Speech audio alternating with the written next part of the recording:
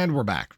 XRP is back above its 20-day moving average after only being down below it for a few days. And again, this is a continued testament to the resilience of holders, the strength of XRP itself. And right now, it's a question of, are we going to extend? Are we on the verge of actually repeating this 70% rally that we saw back in the fall? Want to talk about that in this video. Want to talk about this bullish cross that took place for XRP as well. And I do want to talk about this highlight that Ripple did surrounding Ondo Finance. So if you guys are new or haven't already, show your support for the channel down below. Hit that subscribe button, that bell. It's free to do. It'll keep you updated anytime there's new content live here on the channel. So yes, XRP actually stacked a couple great days together. We obviously know Sunday was a close of about 6.5%. Yesterday up 4.2%. And that was despite a disgusting institutional day where institutional money dumped both on the BTC and in the Ethereum side in sizable ways. The market didn't care. We just ran and ran and ran. Altcoins gained some dominance in the market. Capital started to re-enter assets. This is exactly what we've been talking about, exactly what we've been waiting for. And now it's a question of, will it continue? Can we actually get institutional money this week to flip the opposite way and basically propel the markets even further? It's like strapping a rocket booster to our butts and trying to send us on a little bit of a breakout here. Now, what I will say is that right now, XRP is actually mimicking this falling wedge, descending wedge that it was doing back here in the fall.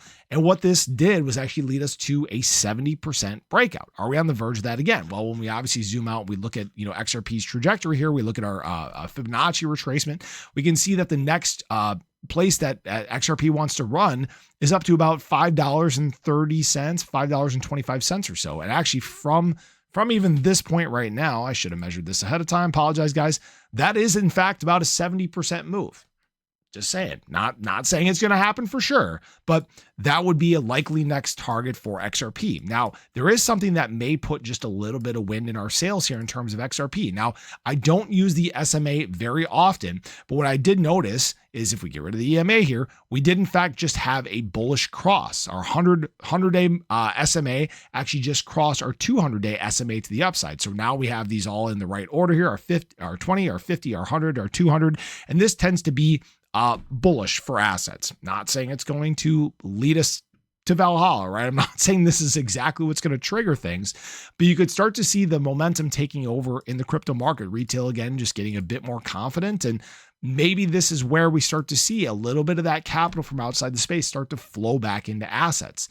Now, one thing I did want to show you guys that I thought was pretty cool is Ripple actually did this spotlight on Ondo. Now, if you guys aren't familiar, Ondo is actually going to bring tokenized treasuries to the XRP ledger. And this is a pretty big deal because, again, the real world asset tokenization sector is expected to grow to somewhere between $16 to $30 trillion by the year I believe the years have been 2030, 2033.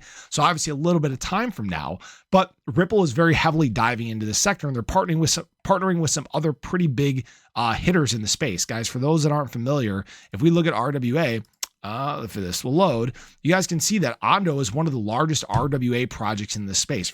In all transparency, I own Ondo, I own XRP, right? And I think that there is a huge opportunity that exists in that sector. And right now they're hitting it head on. They're diving in before the masses are waking up. They're doing it early before we have this huge enterprise adoption that's taking place.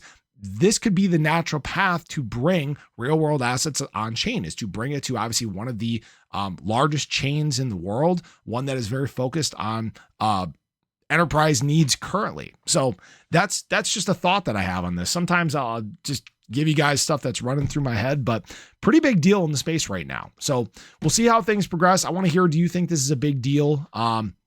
Are you liking where the charts are at? Do you think this is going to continue? Do you think we have some more retracement ahead? But have a great day. Show your love below. Catch you guys in the next one. Take care.